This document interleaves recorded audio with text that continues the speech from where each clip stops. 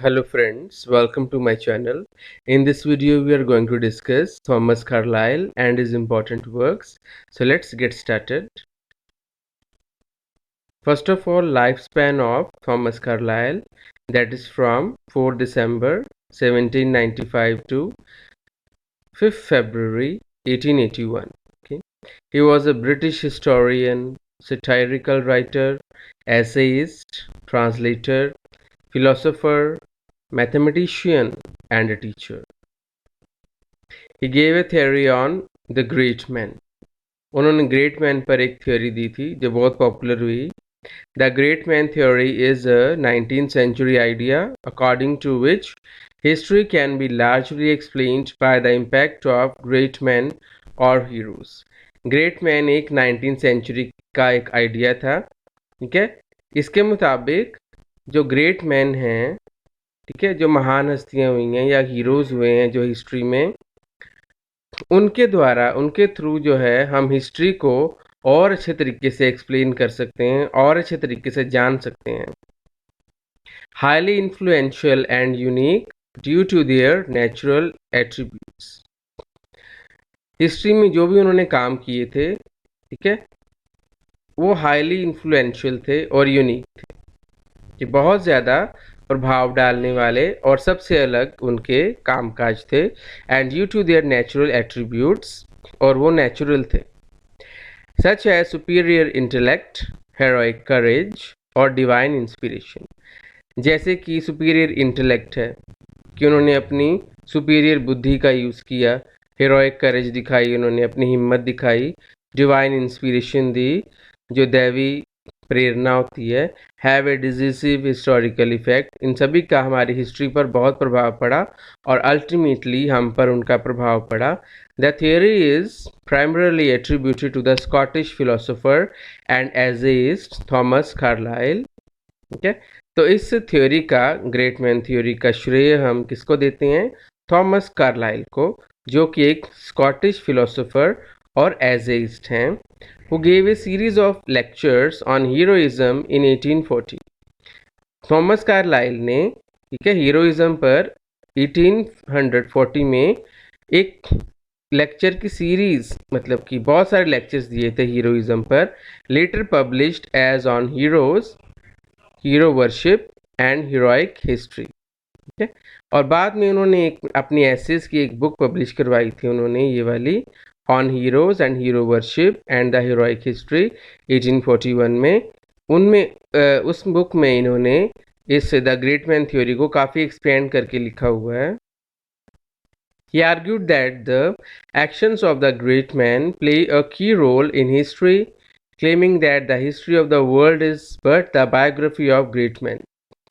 उन्होंने यही आर्ग्यू किया, यही अपना ओपिनियन दी उन्होंने, यही उन्होंने कहा कि जो ग्रेट मैन के एक्शंस हैं, जो महान हस्तियों के एक्शन हैं, कामकाज हैं, उन्होंने हिस्ट्री में एक इम्पॉर्टेंट रोल प्ले किया है. और इस वर्ल्ड की हिस्ट्री जो है, हिस्ट्री इसलिए है क्योंकि ये ग्रेट मैन की बायोग्राफी है. कि अगर ग्रेट मैन ना होते, उनके बारे में ना लिखा जाता, तो हिस्ट्री ना होती. ग्रेट पोलेमिसिस्ट, पोलेमिसिस्ट का क्या मीनिंग होता है? The person who is involve in controversial argument. ये एक ऐसा पर्सन जो कंट्रोवर्सी यानी कि विवादों वाले आर्गूमेंट में अपने आप को शामिल करता है, दैट इज कॉल्ड पोलेमिसिस्ट. तो कार्लाइल एक पोलेमिसिस्ट थे.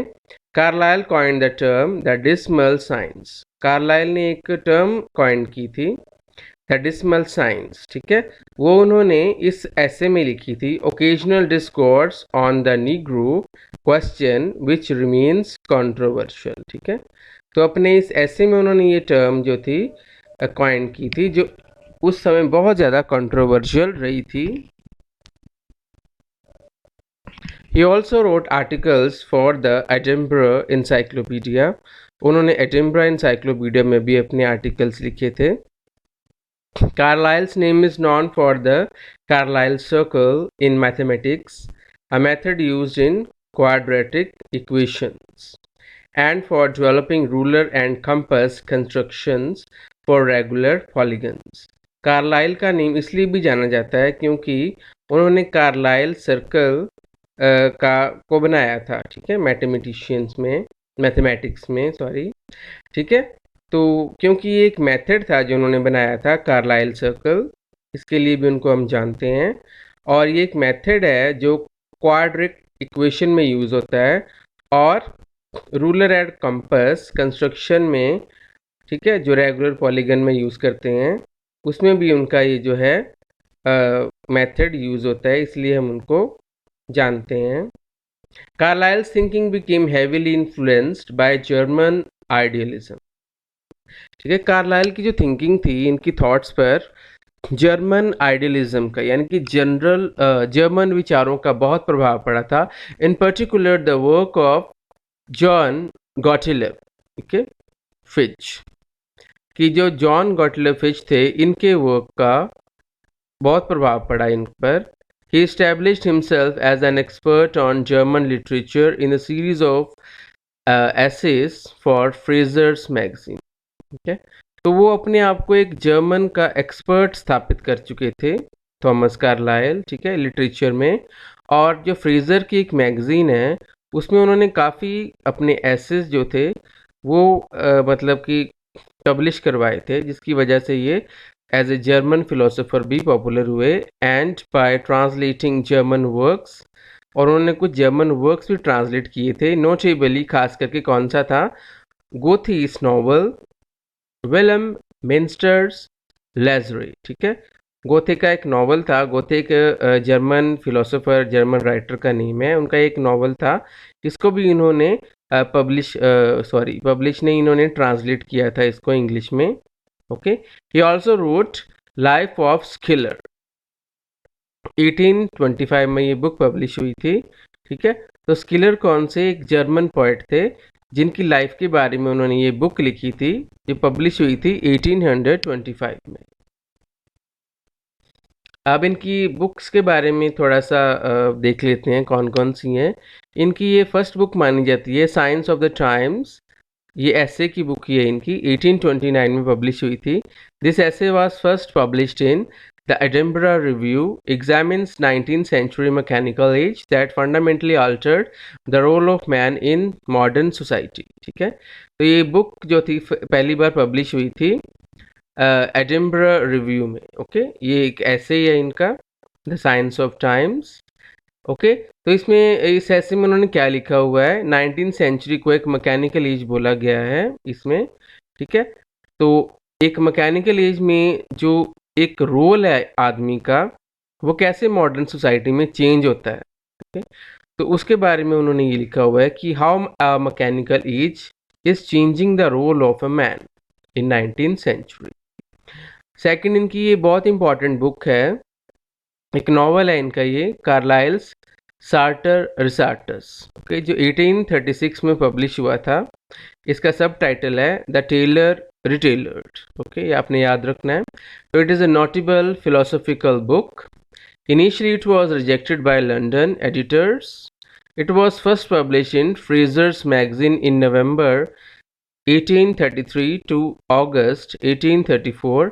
तो ये सबसे पहले फ्रेजर मैगजीन में पब्लिश हुई थी नवंबर के महीने में, नवंबर 1833 से अगस्त 1834 तक ही पब्लिश होती रही थी, यानी कि ये एक तरह के इंस्टॉलमेंट्स में ये पब्लिश होती रही थी, ठीक है। यानी कि पहले पार्ट 1, 2, 3, 4 ऐसे करके।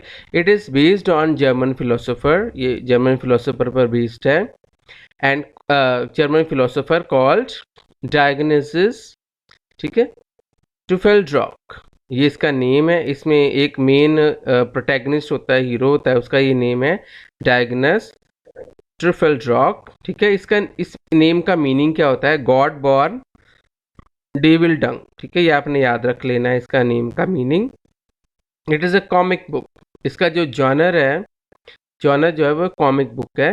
It is a satirical work on philosophy of clothes, एक सैटायरिकल वर्क है, ओके, जो फिलोसफी ऑफ क्लोथ्स पर है। It is a satire on 19th century Victorian society that is emotionless. तो ये एक सटायर है, ओके, एक व्यंग्य है 19th सेंचुरी की विक्टोरियन सोसाइटी पर, जो एक इस तरह की सोसाइटी बन गई हुई है जो इमोशनलेस है बिल्कुल, कि इमोशन है ही नहीं उसमें, विदाउट ह्यूमैनिटी भी नहीं है, and don't have faith in God, परमात्मा में कोई विश्वास नहीं है ऐसे लोगों का, and nature is living garment of God, जो नेचर है एक गॉड की लिविंग गारमेंट बन के रही हुई है। Body is garment which clothes the soul, body जो है हमारी एक गारमेंट बनी हुई है, कपड़ा बनी हुई है जो हमारी सोल को कवर करती है, and different clothes symbolize the different professions, ठीक है। तो अलग अलग कपड़े जो हैं अलग अलग प्रोफेशन को सिंबलाइज करते हैं। तो ये सारी इंपॉर्टेंट बातें हैं इस नॉवल की जो आपने याद कर लेनी है। नेक्स्ट इनकी एक ना एक विचार है इनका, the everlasting no and yea, okay. ये क्या है? The Carlyle's idea given in the novel for the spirit of unbelief in God. तो ये एक आइडिया है इनका जो इस नॉवल में आया था, इसी सेम नॉवल में, ठीक है, सार्टर्स में, ठीक है। तो ये परमात्मा पर विश्वास करते हैं नहीं भी करते, तो इस चीज़ को लेकर है, ठीक है। Spirit of unbelief in God, कि उनकी एक ऐसी धारणा है कि वो गॉड में अनबिलीव करते हैं, नहीं विश्वास करते, which is for ever denying the reality of divine in the thoughts of the writer, ठीक है, कि वो परमात्मा उनके विचारों में है या नहीं है, इसके बारे में ही उन्होंने विचार किया हुआ है कि परमात्मा है या नहीं है, ठीक है। इसके बाद इनकी ये बुक पब्लिश हुई थी, the French Revolution a history, ये बड़ी इंपॉर्टेंट बुक है इनकी, 1837 में ही पब्लिश हुई। It is an important work by Thomas Carlyle, it is a 3 volume work, ये 3 वॉल्यूम का वर्क है। It was a inspiration for Charles Dickens novel a tale of two cities, जो 1859 में पब्लिश हुई थी, एंड रिमेन्स पॉपुलर टुडे, ठीक है। तो एक इम्पॉर्टेंट वर्क है the French Revolution a history, और ये उन्होंने जो चार्ल्स डिकन्स का एक नॉवल है ना, the tale of two cities, उससे उन्होंने इंस्पायर होकर ये बुक लिखी थी। नेक्स्ट है इनकी, इसके बारे में पहले भी हमने डिस्कस किया है, on heroes, hero worship and the heroic in history, ये थॉमस कार्लाइल की बुक है। ये पब्लिश हुई थी बाय जेम्स फ्रेजर लंदन इन 1841, ठीक है। तो जेम्स फ्रेजर ने ये पब्लिश की थी लंदन में 1841 में, इसकी डेट याद रख लेनी है आपने। And it is a collection of 6 lectures given in may 1840 about prominent historical figures.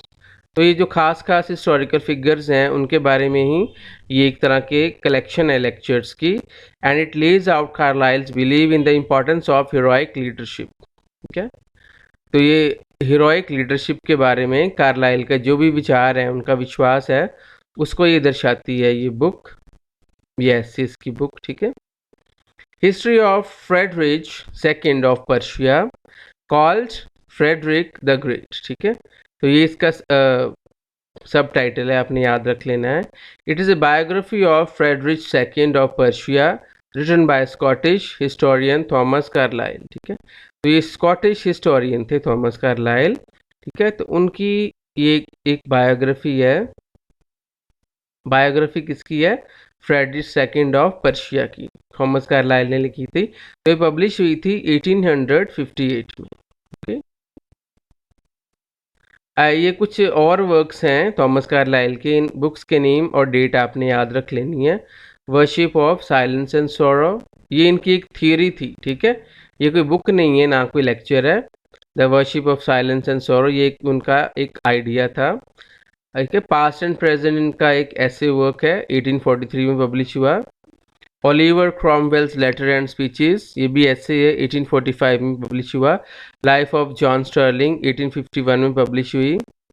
The history of Frederick the great 1858 से 65 के बीच में ये पब्लिश होती रही थी in series. He also wrote the life of scalar, जो 1825 में हुई थी पब्लिश, ये एक जर्मन वर्क था, इसके बारे में पहले मैंने आपको बताया है। द चार्टिज्म 1839 में पब्लिश हुई। क्रिटिकल एंड मिसलेनियस एसेज, जो 1839 में पब्लिश हुई थी। इनके नेम्स और डेट्स आप याद रख लें, ठीक है, ज़्यादा डिटेल में जाने की ज़रूरत नहीं है इस चीज़ को लेके, ओके। आई होप आपको ये वीडियो अच्छी लगी होगी। तो लास्ट है इनका work later by the pamphlets, 1850 में पब्लिश हुई थी, एंड लेटर्स एंड रिमिनिसेंसेस, ये इनका लास्ट वर्क ही है एक तरह से। जो 1850 में पब्लिश हुई था। ठीक है, ये एक एसेस की सीरीज़ है। So thanks for watching this video. I hope आपको समझ आया होगा, आपको वीडियो अच्छी लगी होगी। God bless you all and best of luck for your examination.